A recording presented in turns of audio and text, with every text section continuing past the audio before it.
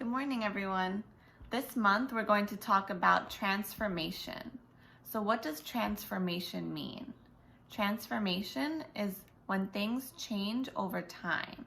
So to transform means to change. So what are some things that change?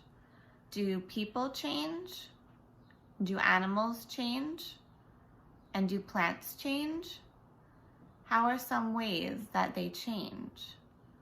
So today we're going to read a book called Harold and the Purple Crayon by Crockett Johnson. Now some of you guys may know this story. This is a great story. So in the story, I want you to pay attention to how Harold is transforming the pictures with his crayons. So we're going to see how Harold transforms or changes all the different things in this story with his purple crayon. Harold and the Purple Crayon. One evening, after thinking it over for some time, Harold decided to go for a walk in the moonlight.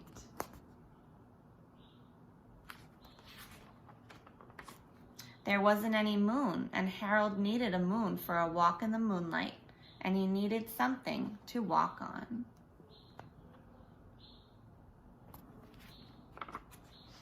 He made a long, straight path so he wouldn't get lost, and he set off on his walk, taking his big purple crayon with him.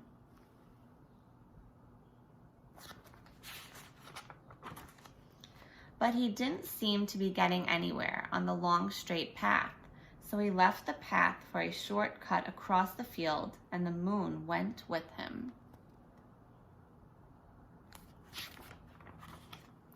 The shortcut led right to where Harold thought a forest ought to be.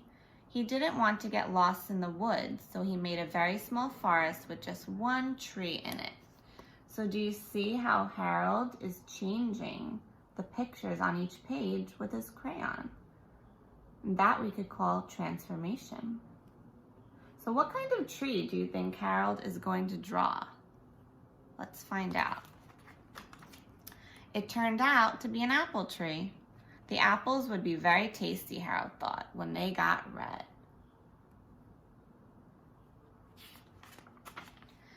So he put a frightening dragon under the tree to guard the apples. It was a terribly frightening dragon. So do you see what changed in this picture? What did he add next to the tree? It even frightened Harold, and he backed away. His hand holding the purple crayon shook. Suddenly, he realized what was happening, but by then, Harold was over his head in an ocean. So what do you think he could change in his picture to help him since he's falling through the water? What can he change? He made a boat. He came up thinking fast, and in no time he was climbing aboard a trim little boat.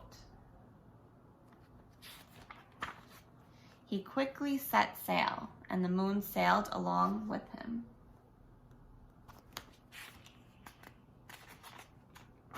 After he had sailed long enough, Harold made land without much trouble. He stepped ashore on the beach, wondering where he was.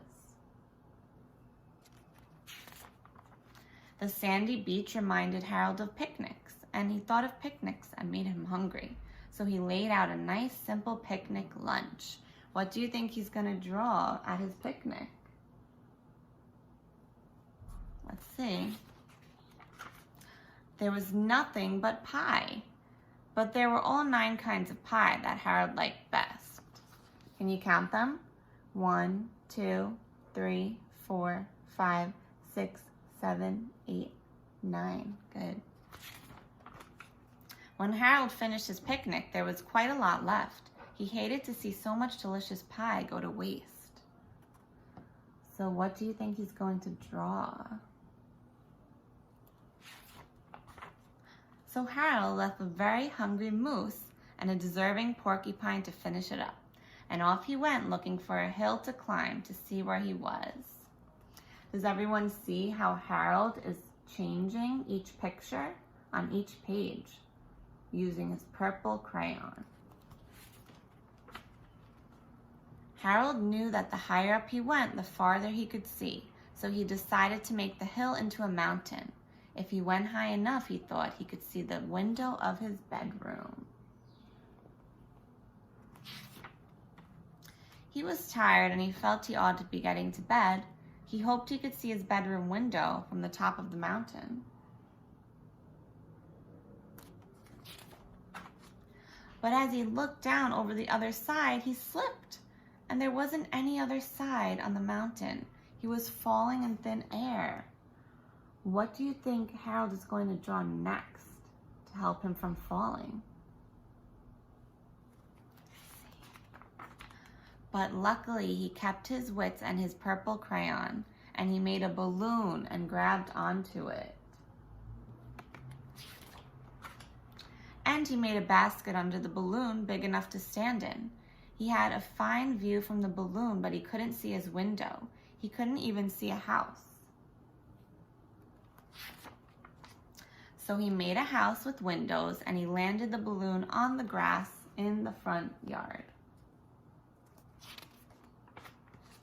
None of the windows was his window. He tried to think where his window ought to be.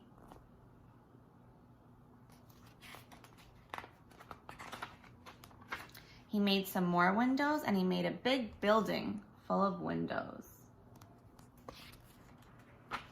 He made lots of buildings full of windows, and he made a whole city full of windows.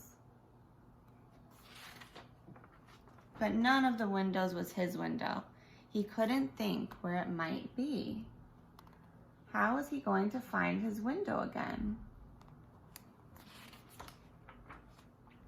He decided to ask a policeman. The policeman pointed the way Harold was going anyway, but Harold thanked him. And he walked along with the moon, wishing he was in his room and in his bed. Then suddenly, Harold remembered. He remembered where his bedroom window was when there was a moon. It was always right around the moon. And then Harold made his bed, he got into it, and he drew up the covers.